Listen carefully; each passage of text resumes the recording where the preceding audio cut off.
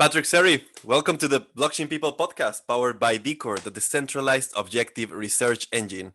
At Decor, we are a distributed team of researchers creating institutional grade research for capital institutions to understand and fund the true innovators and disruptors in decentralized ledger technologies. And as you can see, we're doing this podcast to help educate the public, create an audience for the decision makers in the blockchain space. If you'd like to support this mission, all we will ever ask you to do is to hit the subscribe, follow, like, or whatever button you currently have in front of you. This is as cheap as it gets. And of course, you can do this either on YouTube, Spotify, iTunes, or wherever it is you listen to podcasts. Just search for either Decor or the Blockchain People podcast. Today, we have Paddy Cerri here. Paddy is the CTO of Minima. He just had 10 cups of coffee and is a crypto evangelist whose goal is to build a blockchain network that emphasizes user equality and increases global mass adoption of blockchains. Minima is a protocol that aims to create a truly decentralized, ultra-lean blockchain running entirely on mobile and IoT devices. So, how are you doing, Paddy? Yeah, I'm good, thanks. Good. Just coding hard, you know. First thing that I noticed, because I was not too familiar with Minima, so I did the whole thing. I downloaded the white paper, I read it, I tried to understand as much of it as I could. And the first thing I noticed is that your name is on the top of the white paper on the front page. Yeah, why is it me or is it Spartacus Rex? I mean, I'm really Spartacus. That's my real name. Okay. I think it's Paddy Cerri, like the full name. So I'm taking it that you wrote it and that you can take us through a more for dummies explanation of what Minima is, how it works. No, absolutely. Yeah. No, I wrote the white paper. So, like many of us, I fell down the Bitcoin rabbit hole. I fell in 2012, and I'm still falling, as you do. And for me, the idea of financial freedom, you know, is so powerful. It resonates with many of us. The issues sort of started at about the SegWit wars. So originally, I was running Bitcoin with the -gen on the command line. What that means is that I was running it on my computer and I was mining with everybody. And there was a moment there, maybe for about a year, where every single person on the Bitcoin network ran the same software in the same way. We were one, we were a unit. And there wasn't any hierarchy. There wasn't any duality of users. There wasn't some people who did something and some people that did something else. And I guess for me, it started to slip when I noticed that I was no longer able to run a mining node, that I had been kicked off the network by the ASICs, et cetera, et cetera. And the truth is that I'm not in this game to replace one set of rulers for another. Yeah, I'm here because I want to be an equal on the network. I'm here because I want to be as much a part of the network as everybody else.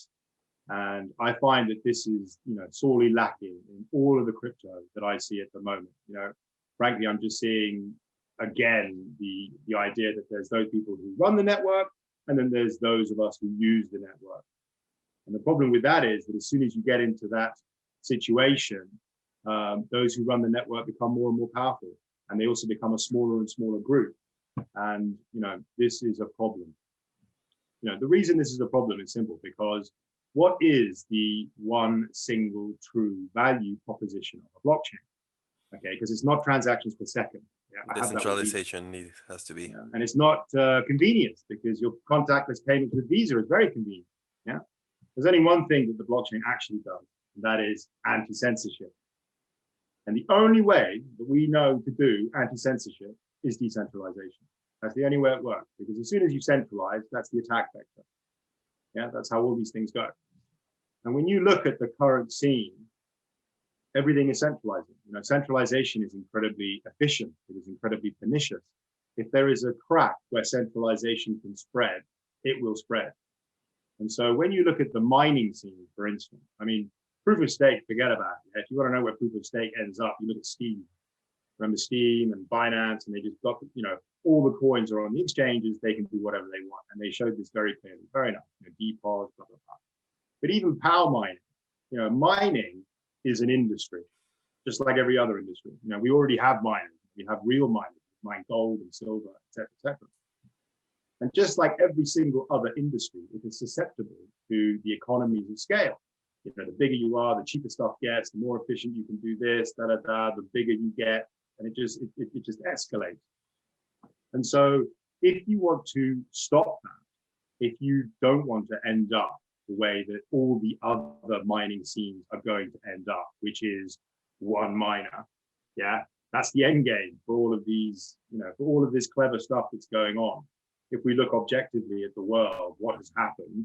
Well, there's 3 miners that currently own all the gold mines, all the silver, like Rio Tinto, blah, blah, blah. They definitely could 51% attack the physical mining. And proof of work mining is the same. There's only one way the proof of work mining goes, and we see that objectively in the current landscape. There's going to be 2 or 3 miners that own everything. And that means that if I'm the Chinese government or some powerful entity in the future, and I want to attack, the censorship resistance of your chain, I basically have to attack 3 people. Yeah, it's an afternoon's work. And so how do we get around this? How do I stop this from happening? And this was the problem that, I wanted to fix with Minima. This is what I was thinking. It's like, how can I go back to the way it was when we were all equal? And so the first thing you realize is that every single person on the network has to run the same software in the same way forever. Yeah, I can't be relying on anybody to do anything that I'm not prepared to do. I can't outsource anything to anybody. Yeah, they need to be an equal member of the network as much as I need to be an equal member of the network. And when you come up with this, some obvious things fall out. So for instance, it can't be running on a computer because frankly, nobody has a computer. Yeah, that was the old paradigm. Nobody's got, I'm a nerd, I've got servers running, that's fine, but nobody else has. The only thing that everybody has, the only thing that the whole planet can actually use to run this blockchain is your mobile phone. And interestingly, mobile phones nowadays are so powerful. When you've got your Samsung phone, it's got your DeX, and you've got your whole desktop, and you're logging in, it's more powerful than my laptop from 5 years ago. Right. Yeah, my current phone. Very, very powerful. You come to the conclusion that it's got to run on your phone. And you're thinking, right, okay, so I've got to squash a blockchain on a phone. How am I going to do that? Yeah, Bitcoin's got a 500 gigabyte database. Ethereum's got a 4 terabyte database. It's like, I can't fit this on my phone. So what are we going to do? Well, the truth is that we've had a good 10 years of blockchain development, and hindsight, as they say, is 2020. I can see, the battlefield of the things that worked and the things that didn't work, et cetera, et cetera. So lots of very nice technologies have been created in that time.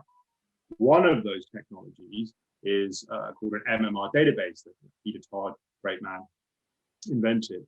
And what this gives us is called a proof database. So instead of everybody storing everything, yeah, which is frankly, pointless because you can't spend my coins and I can't spend your coins. Yeah, so why do I have to look after your coins and why do you have to look after my coins? Why don't we come up with a data structure where you can keep track of your coins using it's a hash tree basically, where you keep the nodes at the end and we all look after the root, the kernel. And then when you want to make a transaction, you include a proof with that transaction, which shows the validity of those coins. Now, this is like, hey, does that work? And it's like, yeah, it totally works. And what's really nice about it is that we don't lose any information. We have exactly the same amount of information as a 500 gigabyte, as a 40 terabyte database, but you only have to look after the bits that matter to you. And I only have to look after the bits that matter to me. And I can share a proof, as you can, when I actually want to access those points. And what this means is you can actually get a database down to 5 to 10 megabytes. Yeah. And that has all of the information you need so that everybody can prove to everybody else what's in it. Very nice, lossless system. And you're like, wow, okay, cool. So now we've got an idea of how to put a database onto a mobile phone that fits in the right amount of space. And the next thing you need to do is say, okay, so what about this mining thing? Yeah, what about the hashing? Proof of work is clearly the way to go if you want to have a valuable chain. A lot of people conflate usefulness and valuable.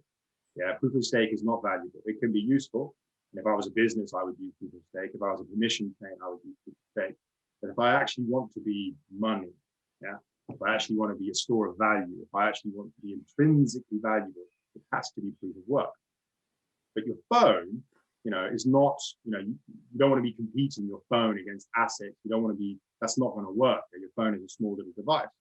So what Minima does which is also quite a novel solution to the problem, is that instead of you mining to find blocks, every Minima user mines their transaction. Yeah, so you do a little bit of work, and then we use clever maths, which is an offshoot of the P2Pool mechanism. So P2Pool was a mining protocol that existed, which still exists, a decentralized mining protocol. And so everybody does a little bit of work, and then we sum all of that together to make blocks. So what this means is that instead of the paradigm where you say, look, I want 20 really big miners doing loads and loads of work, I'm like, no, forget that. Why don't we have 1 billion little miners that all do a little bit of work? Yeah.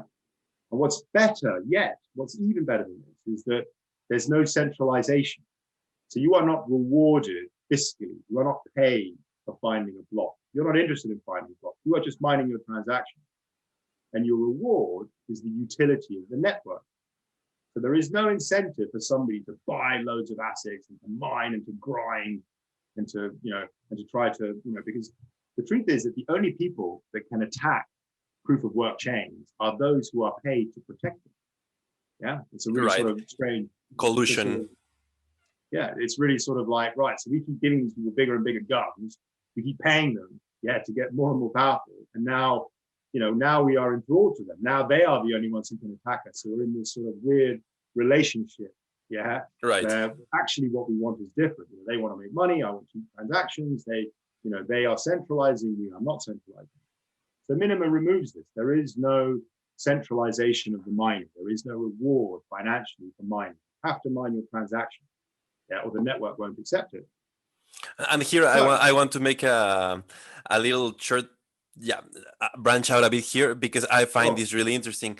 There is no reward for the miner, right? And this is a point that you drive across in the white paper, that you, as a means to get completely decentralized and truly combat censorship, you're asking more of users than you normally would with your regular proof of work blockchain. So what is apart from the feeling of supporting true decentralization, what is the incentive that these people are getting for mining, apart from being able to send their own transaction and mine it through sending the transaction? Well, the big difference is that your phone isn't mining the whole time. It's not sitting there mining. You just have to mine your transaction. Exactly. There's a minimum amount of work that you need to do for the network to accept it. So only when you send transactions, do you do a little bit of work, and then we use clever maths to squash it all together. So, in effect, this means that there is no reason for me to, become a big player on the network. I'm simply interested in, doing what I need to do to get my transaction on the network. There's no incentive to centralize at all. And so some question that I think some people might have at this point is that, okay, you are not getting rewarded for mining itself. You're just sending transactions and mining through sending a transaction. And that differs from Bitcoin, right? That in the early days of Bitcoin, you would only be able to send Bitcoins that you mined yourself. Like you said, in your computer, when you didn't have to be a millionaire to be mining, basically. So so how do people obtain Minima if you don't want to? So the truth is that the mining mechanism is a very nice way of distributing the coin. Right. Yeah. Minima does not have a method for distribution because there is no mining reward. There's no Coinbase transaction. If you want to go technical about it, there's no Coinbase in the block. So all the Minima coins are mined at the beginning. We have an incentive scheme running so that if you run the node on your phone, we give you some Minima. And this will run out in about 12 to 18 months. We obviously have some investors who gave us some money at the beginning to hire the team. They will be getting some coins. But in effect, in 12 months from launch, 12 to 18 months, all the coins will be distributed. And everybody can get on with doing whatever it is they want. The distribution mechanism has to give all the coins out. So because there's no method of doing it after that. So that's how you get coins. So we may write a debt, we may write some decentralized, we're going to be on exchanges, we're in discussions with Coinbase and Binance and blah, blah, blah. And you can go into those and you'll be able to buy your coins for money, We're incredibly cheap at the moment because we're such a small coin, Right. but just normal methods of distribution aside from mining them, yeah, you'll be able to get coins that way. Um, You but see a lot of pushback, especially in the a community that I'm very much in touch with. After having done a couple of interviews in the privacy coin community, there is a big pushback against pre-mines. What is I, your what is your point of view on that? well, I think the answer to that is that if you pre-mine nefariously, if you pre-mine for no reason, then I would agree with that. The truth is that there is no distribution mechanism for the coin. Yeah, we've removed that as a centralization factor, and so there's no way of getting these coins out other than getting all the coins at the beginning and giving them out to users. We've got a very equitable, fair system currently, so we're hoping to give coins to hundreds of thousands of users. We want to have a distribution. The distribution of the coin matters. We've got a little application that you run on your phone, and if you do this, we pay you 2 minima a day or something. We're working out all the details. So hopefully, the distribution of the coin will reach. We want 1 million users. Yeah, we want 1 million people to have some coins, and so we give each of them a very small amount, and then we go from there. So it's not really a pre-mine in the sense that when you pre-mine and you have a method of distribution, I'm confused about that. But technically, there is no other way of distributing these coins if you don't have a mining Coinbase transaction. So, mathematically, there's no other way of doing it. It's simple as Right. that. Right. Okay. If you want to continue the explanation of what Minima is and how it works, then I think we covered this little branch. Yeah. No, so just to say that not only so we've managed to get it on the phone, we've managed to get rid of the database, we've managed to come up with a mechanism where users can do a little bit of work and it sends the transaction. But I would also say that there is a third group in every cryptocurrency that you're looking at. You've got your miners, you've got your users, and guess what? You've got your developers. Definitely. I'm a developer. The truth And is, Carlo, and I you have will never. something really interesting here in Minima with mini dApps. So I'd really Yeah. like people to pay attention to this because I loved it the minute I saw it. Oh, okay, thank you. Well, the first thing I was going to say is that we have removed the developers as well because the Minima protocol is finished.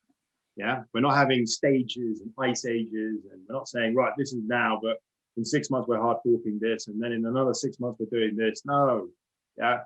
If you want to be a global spanning protocol, you have to be finished. It's that simple. Yeah, this notion that you can continually upgrade these decentralized protocols is wrong.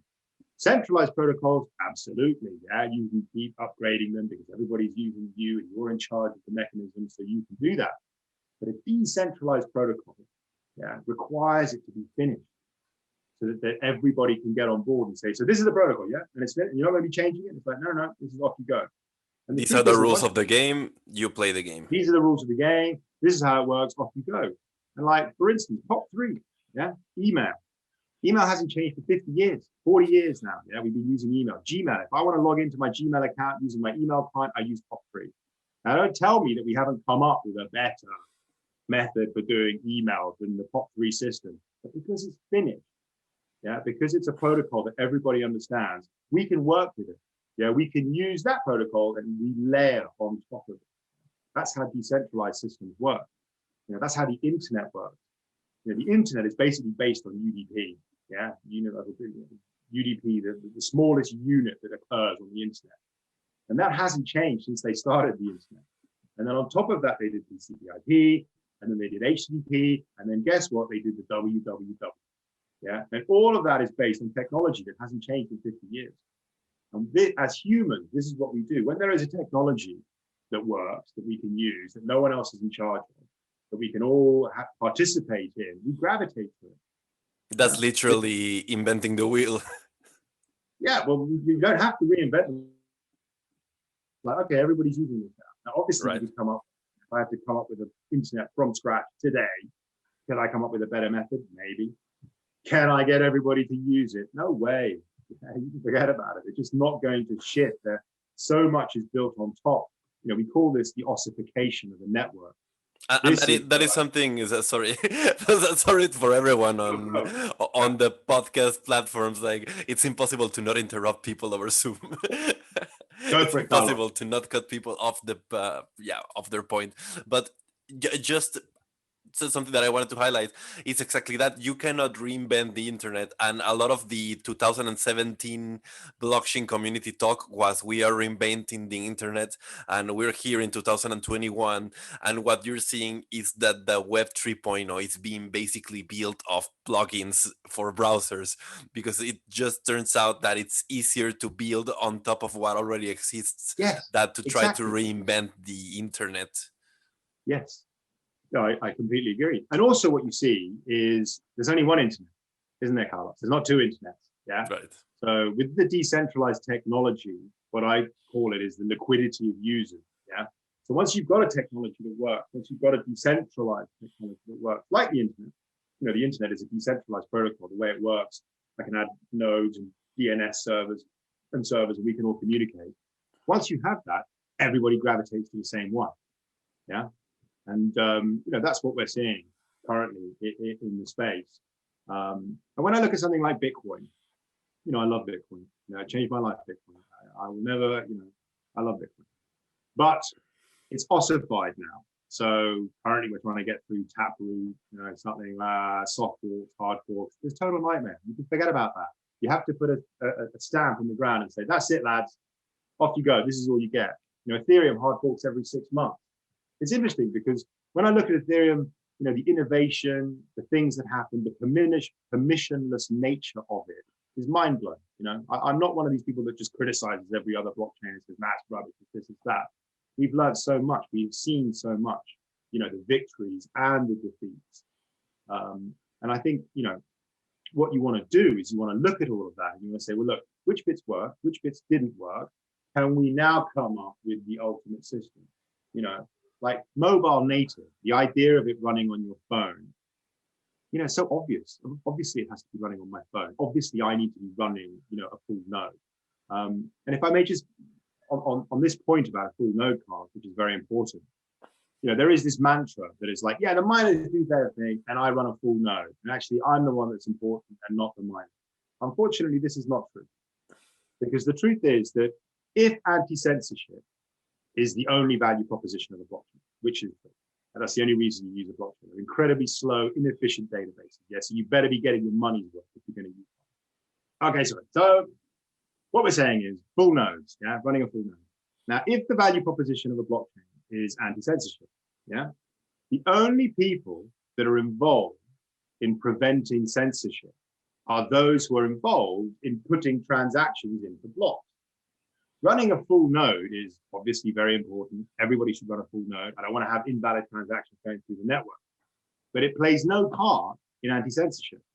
It only plays a part in validating the network. So the truth is that unless you are involved in the construction of the chain, you are not helping in the one true value proposition of a blockchain. And this is the big difference with Minima. Yeah, you're not just running a full node. You're not just running a node which is validating the network. Every single Minima user is involved in the construction of the chain as well. This is really, really important. And so, whereas maybe Bitcoin's got 20,000 users, 20,000 nodes running, full nodes, great. They've got what, maybe 100 or two, maybe 1,000 actual mining nodes, a number that is shrinking rapidly. And those are the nodes that matter. Those are the nodes that are actually preventing censorship. Because they're the ones that are putting the transactions in the block. Right. And so this is the real killer feature of Minima. We're not talking 10, 20,000 users. Yeah. I mean, I see decentralization as 0-1 color. It either is decentralized or it isn't. Yeah. Everything else starts with lots of users, but then shrinks down to very many, to few. Centralization concentrates. Yeah. It sharpens. Yeah. You'll end up with one user. That's always competition. Always ends up with one user. Minima does not have that. And in Minima, what we're talking about is 1 million users involved in the construction of the chain. 1 billion users. Yeah, that's the size of the network. Like, we know peer-to-peer networks can scale because the internet scales. So we know it is possible to come up with a decentralized solution at scale because we see it out in the world today. And I'm not interested in a solution that has 1,000 people in charge, because even 1,000 people is a lot. I mean, Bitcoin has more people than any other network. Forget about it, Ethereum. We're talking maybe 10 people involved. No one even runs a full node. Everybody uses MetaMask. That's not what I want. I want everybody to be involved in the construction of the chain. I want everybody to be involved in validating the chain. So full node, for me, is a slightly contentious issue because you're not actually doing the one thing that really matters. Right. Yeah? And what you were saying about the mini dApp system, is that if I heard correctly, mini dApps are totally cool. Because what mini dApps are is that you're actually running them on your phone. So all these decentralized applications that I have to go to a website to use, and I'm like, what? What do you mean? Why do I have to go to a website to use this application? It's decentralized. Surely the application should come to me. Yeah, that's what decentralization means to me, that I don't have to go anywhere. I don't have to trust anybody. If that website goes down, what happens then? People say, oh, you'll be able to run the contract. I mean, you remember Ether Delta on Ethereum? Fantastic, great little app. It was the first deck. Absolutely loved it. And then what happened? He sold it to somebody, blah, blah, blah. They changed it. I didn't like it. I'm a hardcore nerd. I can sort this stuff out. So I was like, fine. I'm going back to the way it was. I'm going to get Ether Delta. I'm going to run it the original way. Whoo, impossible. Just forget about it. Yeah, it was just like this idea that you can now reset up this website yourself is nonsense. Yeah.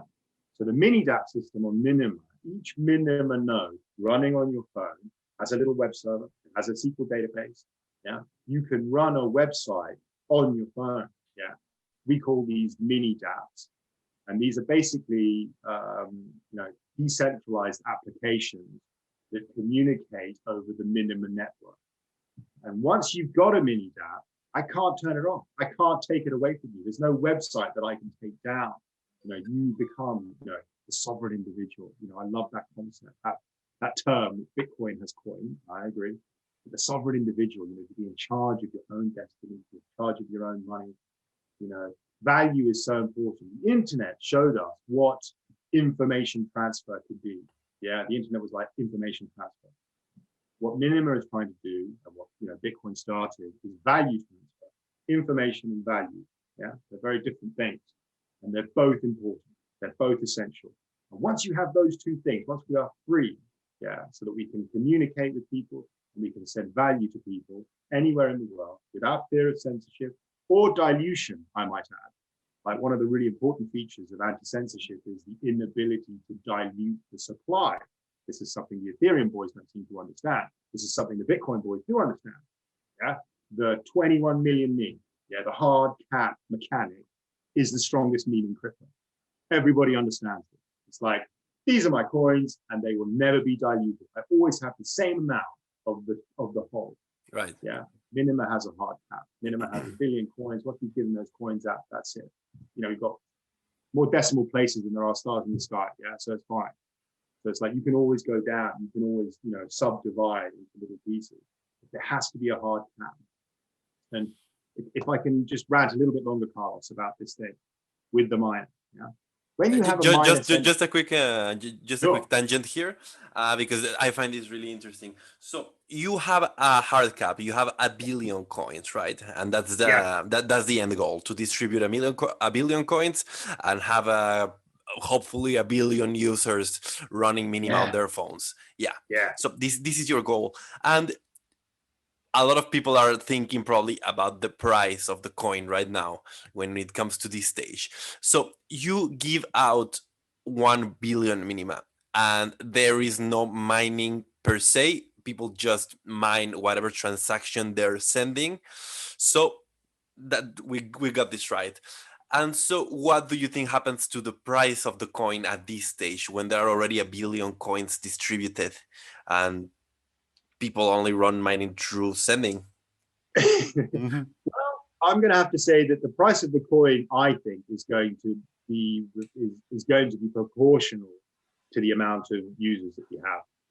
Yeah, because obviously the more users have something, then the liquidity of the network increases. The more people you can pay, the more functionality you can get out of the network. I mean, price is obviously very important. It's not the most interesting bit. There is no, if something is worth a lot, you just buy less of it. The truth is that in the game of coins that we're all playing, the game of Bitcoin and Ethereum and Minima, this game that we're playing, The prize is so big. Yeah. We're not trying to be like, you don't want your cryptocurrency, you can't even price Apple in Bitcoin. Yes, Apple's worth about 2 trillion. Bitcoin's market cap, the biggest coin out there, is still what, 400 or 500 billion. Yeah. So Right. you can't even price Apple in it. And the goal here is not to be, okay, so we need to be worth 2 trillion so you can price Apple. No. The goal of a game of coins is not to be the most valuable company out there. It's not to be worth more than the most valuable company out there. The goal is to be worth the sum of all of the companies out there. You need to be able to price everything. You need to be able to price the whole world in your coin. Yeah, because as I said earlier, there's only going to be one. Yeah, these decentralized technologies, they either work or they don't. Once Right. one of them works, we're all going to pile in. We're all going to start using it. In the next 10 to 15 years, a victor will emerge. We've not found the victor yet. We think it's Bitcoin, and good luck to him. Ethereum thinks it's them. No way. Yeah, I think Minima obviously is the one. But in the next 10 or 15 years, we're going to find out who that is. And you're going to have to be worth the whole planet. Yeah, you're going to have to be worth everything because you're going to be able to price everything. Yeah, so that's the goal. So at the beginning, $1 billion market cap, $1 trillion market cap, we're going to hit that soon. Even that is not enough. Even that is not enough to actually work at a global scale. If you wanted to be the backbone of the entire financial system for the human race, you need to be worth the human race. We need to be able to price everything and anything in it. The sum of everything needs to be priceable in it. Right. It has to be the sum of the whole world's The sum of the value. whole, you need to be worth everything, Carlos. It's like, these numbers are so staggeringly massive that at the beginning, a pound, it will minimally be worth $1, $1 billion market cap. Okay, that's will be worth 10 billion. Okay, you're not even worth half, a little bit of Twitter. Yeah, you're worth nothing. You can't price anything. You could run a small little economy on a small island, basically. Yeah. So the truth is that either these things are going to be worth so much money that it's, the volatility, the speed of the rise of the coin is going to be so staggering, or it's not going to work. Currently, I see a lot of coins out there that are speculative. Yeah, you do it just to make money. You jump in, you jump out. You're not actually using them, which is why I love Bitcoin, because you do use Bitcoin. Yeah, you can pay in Bitcoin. It's a functioning network. You can do stuff. This is You a can't use Ethereum. huge, exactly, it's a huge value proposition. And Yeah, yeah, once you're talking about encompassing the whole world's worth of value, that's how much we're talking about here, Carlos. It's not going to work unless we're worth that much. And people say, there's going to be multi-chain. There's going to be lots of chains. It's like, that's not how it works. That's not how value works. That's not how humans work. We don't pick, when you look at the world objectively, there's Amazon, there's Google, there's Facebook, there's Netflix. There's always one. Yeah, we always gravitate to one. And with decentralized technology, even more so. There's one internet, and that's the information transfer layer. We need one blockchain, and that is going to be the value transfer layer. Now, you're going to have your little offshoot, fine. They're going to be worth 0.1% of the whole. They're going to be worth 0.01%. But there's no competition here. There is no second internet that I can log into. There is no second email protocol that we use. We all use the same one. there is not even second YouTube or second Facebook. It's just whatever, exactly. YouTube, Facebook. We see this everywhere and always. Yeah, it's the same. And this is what's going to happen with blockchain. And there needs to be one. And do you think it can be at some point, let's say, one, instead of just being thinking about it as the internet, which is effectively, as you said, just one, do you think the blockchains can end up being something like one global supercomputer that's Ethereum, one store of value that's Bitcoin, and one transaction blockchain that's probably Minima, let's say? Or do you think it would just all flock into one single blockchain? Either these things work, Carlos, or they don't. Either they scale or they don't.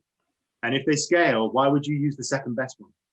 Yeah. So as far as store of value goes, I agree. Yeah. Store of value, there's going to be one. Because why would you store your value in the second best thing when you could store it in the best thing? Right. Yeah. The idea of a global computer has always been a bit of there's a fundamental difference between the way Bitcoin does it and Ethereum does it. Right. Yeah, Bitcoin is a validation network. Bitcoin validates what you do. You do this off-chain. Yeah, you come up with your transactions and you go to the network and the network validates it. There's no actual computation done on the network. Yeah, it validates it. Right. Ethereum is a computer, as you say, and you compute stuff on the network. This just doesn't scale. Yeah, there's always trade-offs. Yeah, the game of blockchains is a question of what you want, what you're prepared to trade off, what's important, what isn't important. And the truth is that a global computer, to me, is not as important as a global validation network. Yeah, this is what money transfer, this is what value transfer is about. And if you go even lower level, at the root of this is the UTXO model, which is what Minima uses, which is what Bitcoin uses, and the sort of account-based computational model that Ethereum uses. And just as a quick overview, Ethereum grows at a terabyte a month. Yeah, this is not going to work for me. Even I can't keep up with that. With my Mega 3 monitor computer setup and all my servers, I can't keep up with Ethereum. And so you can forget about anybody else keeping up with it. But Bitcoin understands this. They fight it. They try to make it. That's why they're so hesitant to add things and to make it bigger, because they're like, look, the less people are running the network, the less secure it is. And so with Minima, we're trying to, I want the version of Minima you're using today to be the same version of Minima you're using in 50 years, in 100 years. Yeah, it needs to be that. That's how you need to think about it. It needs to be done, dusted. It fits now. What I told you earlier about the proof database, the proof DB doesn't grow. If I own 5 coins, that's the size of my database forever. Doesn't matter how many transactions are going on. This is really nice because it means that I can keep track of the network without having to worry about my phone running out of memory. Obviously, I'll buy a phone again in the next 10 years, yeah, but I don't have to. Yeah, I can keep up with the network, and that's the mentality when you're writing this. You have to come up with a system that And lasts forever. yeah, so you see that if you build Minimat up to this point, up to the point where it's finished, that's the one thing we use. We just keep worrying about scale. Do you see store of value also eventually flocking into this apart from transactions? Absolutely, which is why Minima is a proof of work chain. And the truth is, again, the Lightning Network, yeah, and L2 more specifically, written by Decker, another Titan. Yeah. There's a few Titans. There's Maxwell. There's Decker. There's Todd. There's Butrid. Vitalik is clearly a very smart boy. Yeah, anybody who doesn't think Vic is smart is missing it. Yeah, he's clearly very smart. But the truth is, you've got the Bitcoin boys here, you've got the Ethereum boys here, and they both call each other idiots. Yeah, and they can't both be right. And so when you got what you come to the conclusion is that smart people say stupid stuff all the time. Yeah. And so you can't one would even argue that to be smart, you have to say a lot of stupid crap. Just there you go. There you go, Carlos. I would agree with you there. So yeah, Minima is trying to take this SOV thing. Minima is trying to take the transaction thing. The truth is that we also do something which is quite cool, which is that if you think about it on your blockchain, when you send the transaction, somebody receives it. Yeah. So you send a Bitcoin, blah, blah, blah, whatever happens, they receive it, which means that there is a link between those two users. So Minima has something called Maxima, which is an overlay network that sits on top of Minima that we use for information transfer. And the defining quality is that Maxima is paid for in Minima. Yeah. And the other interesting thing about the UTXO model, about Bitcoin, is that the Lightning Network scales and is decentralized. And so by which I mean, you can do 1 million transactions a second on Lightning, and you never have to touch the blockchain. So the scalability issue for me is done. Layer 1 doesn't scale. It cannot scale. That paradigm that everybody processes everything on layer 1 is not a protocol which is going to give you 1 million transactions on chain. Bitcoin understands this. Minima understands it. Ethereum doesn't understand it. Yeah. So we can have all the billions of transactions you want. You're just not going to be doing them on layer 1. You're going to be doing them on layer 2. Yeah. You're going to be layering up. The internet doesn't run on UDP. It runs on HTTP, which is built on top of TCP/IP, which is built on top of UDP. Yeah. So you have to layer all the protocols on top of your base protocol. And that is where the action takes place. So I see no issue in the scaling dilemma. But what I will say is this. With your miner-centric coins, yeah, when you've got a miner that you have to pay, the security of your network is directly proportional to the fees you pay.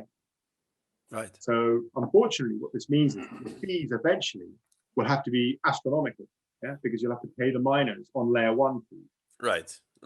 Which we see it's happening with Ethereum already, and it's a huge scalability problem. Yeah, it's unusable. And so with all of these chains, they're always going to hit this point. Yeah?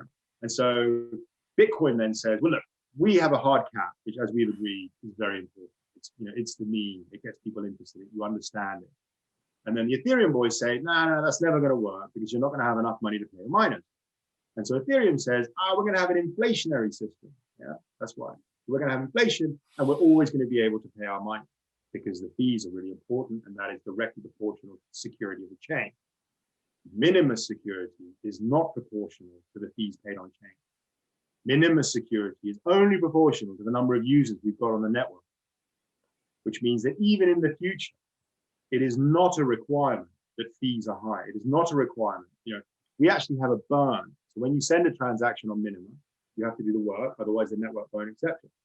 But from a technical perspective, how do I order the transactions in my mempool and put them in a block? We call it the burn. That's a common term. And so every transaction just destroys a little bit of Minima, and that's how I decide which transaction to put in a block.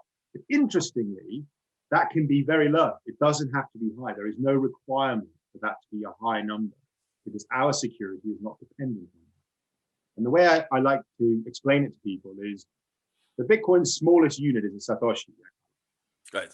And when you look at the fee market for transactions on Bitcoin, when you go on the websites that show you what you're paying, everybody starts at 1 Satoshi per byte. Yeah, that's where you start. And then it's like, that's not going to work. I need to go to 5 Satoshis, 10 Satoshis. At times when there's very little traffic, you pay 1 Satoshi per byte, you get in the next block. That happens a lot. You can do that. But what if Bitcoin had milli Satoshi as its fee? What if you could do a milli? You can't do a milli Satoshi. Yeah, on the Lightning Network you can, but it's not a real. You can't actually go up to the layer 1, down to layer 1 with a milli Satoshi. But if Bitcoin had milli Satoshi, what would the fees be? What would people start at? Well, a rational actor, a normal person, would start at a milli Satoshi. Right. Yeah, you wouldn't start at a, you start at a milli Satoshi. It's like, that's not going to get me in the next block, so now I'm going to do 50 milli Satoshi, 100 milli Satoshi per milli. And so just having extra decimal places would destroy the fee market. It would destroy the amount of fees being paid to the miners because everybody would start at 1,000 times less. This is a real problem. This is like an issue that doesn't really have a solution. Minima has many, many, many more decimal places. Yeah, mathematics, you can just choose a bigger number, more decimal places. And it doesn't matter how low down the chain you go. It doesn't matter how small your burn is, as long as it's more than the next guy. Yeah, so if you want to be in the next block, you need to pay more than him. But it makes no difference to the security of the chain. This is a really important issue because we can have a hard cap and we can keep the security, which no other chain can do. Yeah, which is really nice. Yeah, it's a really nice sort of low-level feature that only Minima gets because it doesn't pay the miners because the users do the work. I'm not outsourcing anything. I'm not trusting anybody ever again, Carlos. I'm never going to bow to anybody again when it comes to money. That's the point. You see, and I've been meaning to ask this to someone that actually looks at things that are technical, very technical, even code level. And we've heard from you a lot of criticism of the Bitcoin environment nowadays and how it's changed and how it's becoming more and more centralized. And you raise a very valid point that the actual number of real users securing the network is super low. A 51% attack would effectively want you to aim at around 100 people, not really the billions or not really the millions or not even the thousands. So what is your take on all the, and of course they have other problems not directly related to technical but more on a people and planning on who's involved level, but all these alternatives, sort of Bitcoin Cash or Bitcoin Satoshi's Vision, apart from the owner, because they effectively have an owner. Do you think there's anything valid over there at a technical level, or anything worthwhile happening there? Well, number one, I think it shows human nature. Yeah, this is humanity playing out in front of us. I don't believe in blame, Carlos. Yeah, these are incentives. People see an opportunity and they take it. Number two, I think it's very interesting to see the technological decisions they've made. So the idea that you can have Bitcoin Cash currently has 32 megabyte blocks. Yeah, the blocks are empty. So it's really weird because they've got these massive blocks, but nobody actually uses it. So the economics of it, the decision making, the humanity out there has decided not to go for it. They don't like it. They understand intrinsically that that's going to be even worse in terms of how many people actually run Bitcoin Cash. How many Bitcoin Cash miners are there? 10 times less, 20 times less than there are Bitcoin miners. We've already decided that there's too few Bitcoin miners as is. So, and number three, I would say, I love the innovation. Yeah, I love people trying new stuff because we get to see it play out in front of us. Right. There's always interesting information. You can always extract something from the situation. You can always look at all these points and say, that's interesting, that's not so interesting. Looking at all of them, if you had to pick out the juicy pieces and you had to say, look, actually, we want this, we want that, we don't want this. Like another thing, Carlos, that I haven't mentioned, if we want to get rid of the developers, and if we want Minima to be finished, it has to be quantum secure. Yeah. Why does it have to be quantum secure? Quantum computers don't exist. They don't exist today, but they're going to exist in 20 years. Yeah. There's nothing we can think of as humans that we can't conquer. And if we've got our mind on these quantum computers, we're going to get it. Yeah, we're going to do it in the next 20 years. So Minima is already quantum secure, which means that all the signatures and all the hashing and blah, blah, blah, blah, blah is resistant to that attack. No other chain is. Yeah, they're going to have to change something. Even the Bitcoin signatures are quantum secure. Yeah. Whereas, and this is something interestingly, we saw, I think, IOTA originally they did it wrong because they wrote their own hash function. Don't roll your own crypto. It's always a bad idea. But it was wonderful to see that play out. IOTA was actually the first to come up with the mechanism of mining a transaction. Yeah, they came up with a decentralized way of adding power to a network. Unfortunately, they threw away the blockchain and they came up with the Tangle, terrible decision, because now they can't come to consensus, which is why they need the coordinator. Yeah, looking at these things objectively, externally, it's easy to point your finger. But at the time, come from beyond and all of that, I was very impressed with all of that. So going back to your point about all these other coins that we see, I like seeing them. I like seeing what they do. I like looking at the technologies, which bits work, which bits don't work. But it's pretty obvious pretty soon what works and what doesn't. And then what happens is, which is another trait of these blockchains, you can't kill a blockchain. As long as 3 people are using it, it's still there. If you can't sell the coin, if the volume of trade of these coins is so tiny that these market caps are fantastically ridiculous. Yeah, there's no way those coins are worth what they say they're worth. BSV is not $1 billion coin, but because so few people buy and sell it at Right. value, then you multiply by the number of coins and you come up with this very big number. So I feel it's worth it. I like seeing it. I like watching innovation play out. I like learning from the different situations that occur. You see these of course you see these coins and you cannot imagine them possibly succeeding, right? Or at least me, I cannot, because you have all the marketing against you, and that's not even marketing that people are paying for. It's just the word on the street, as to say. I had to use Bitcoin Satoshi's Vision the other day just to make a cheap transaction, and I felt super dirty. I'm coming out clean in front of you. Carlos, bad boy. Yeah, no, you shouldn't touch that. And it's interesting that hindsight is 2020, right? You like you say, you see these things play out for IOTA, as you say, and you can point, of course this was a bad decision, but everyone is trying to innovate, and sometimes it works. And that scientific process, if you may. Man, MiniApps, I think if you want to expand a little bit more on that for the sake of having more information on that, because I think it's really interesting, and the little MiniApps that you already have listed on the site, totally. Such as the coin flip, I think that's really interesting and fun for people to understand the implications. Carlos, you've actually taken the time to download it, install it, play with it. Thank you, sir. Yeah, I do my homework.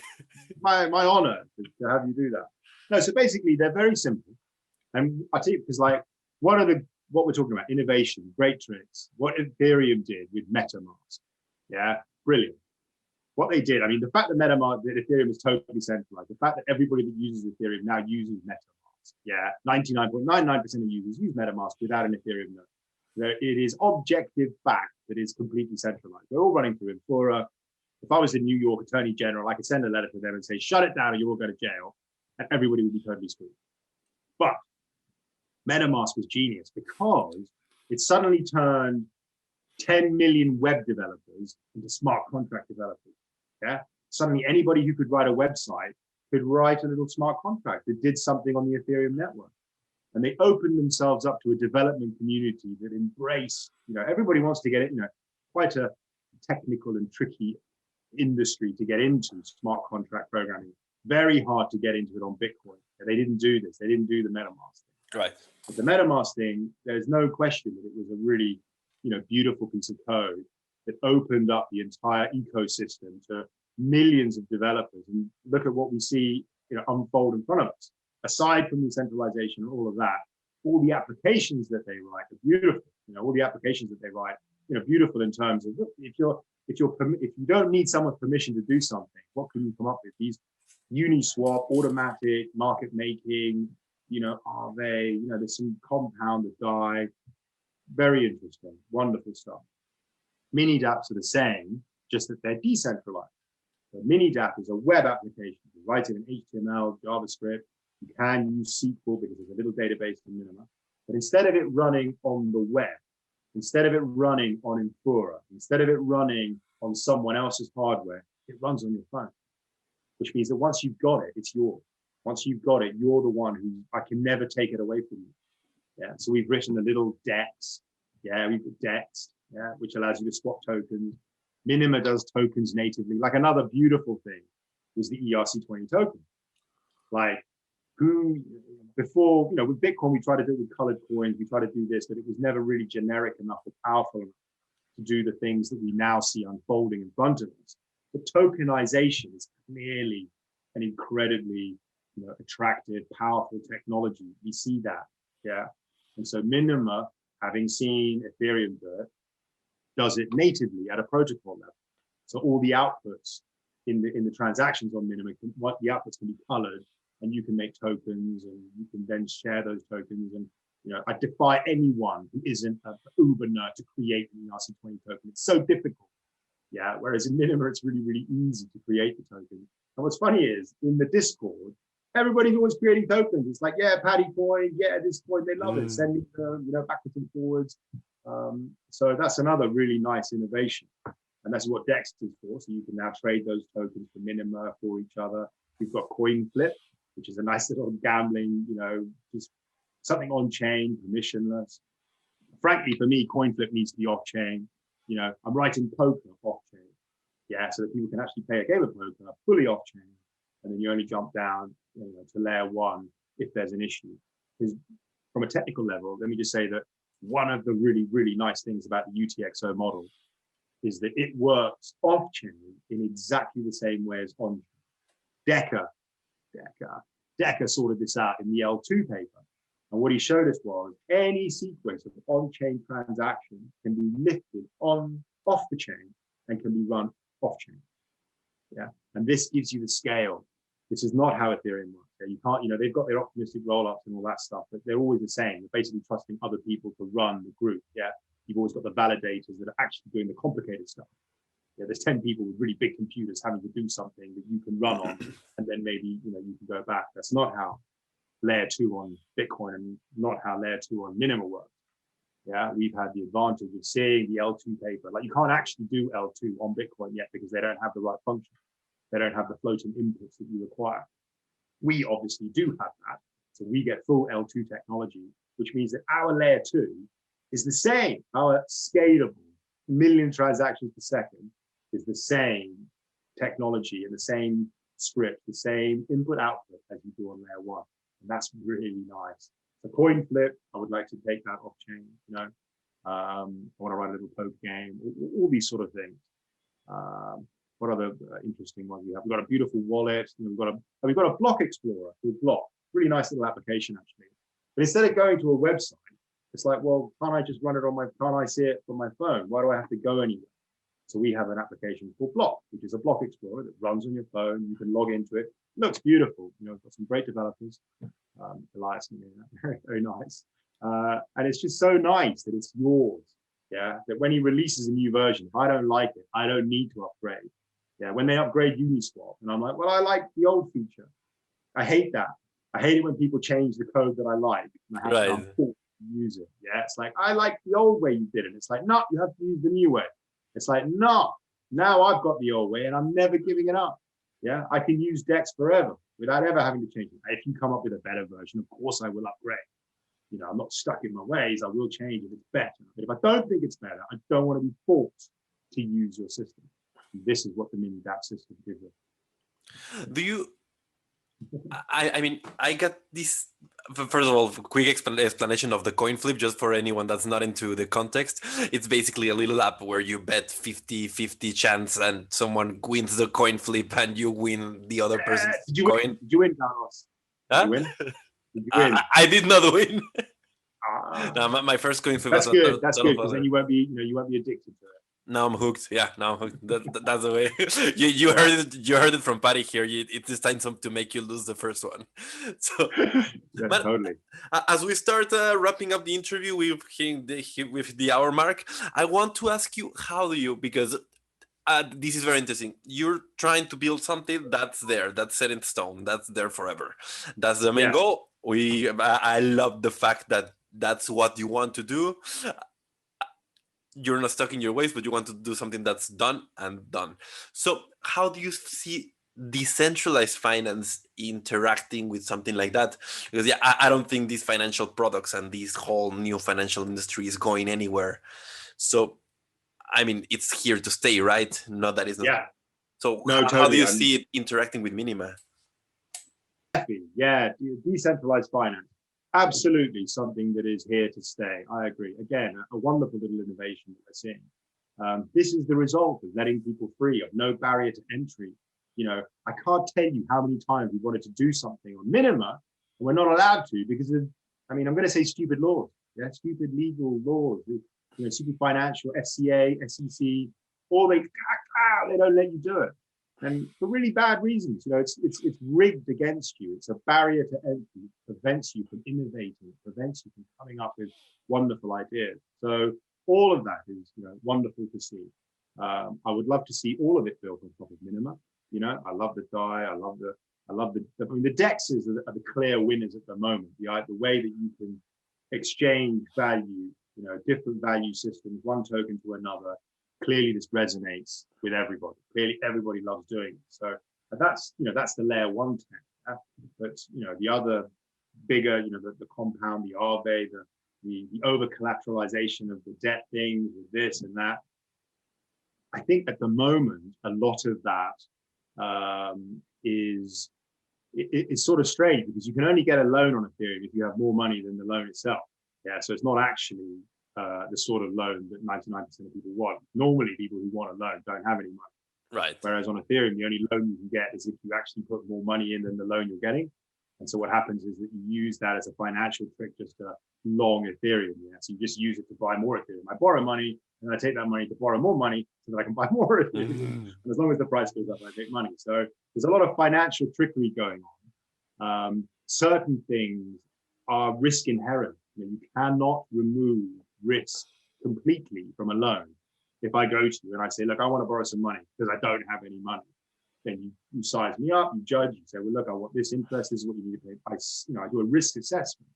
Yeah, it is impossible to completely remove risk from certain situations. Right. And I feel that the current narrative, the current story they tell you, the fairy tale they tell you on Ethereum just isn't the way the real world works.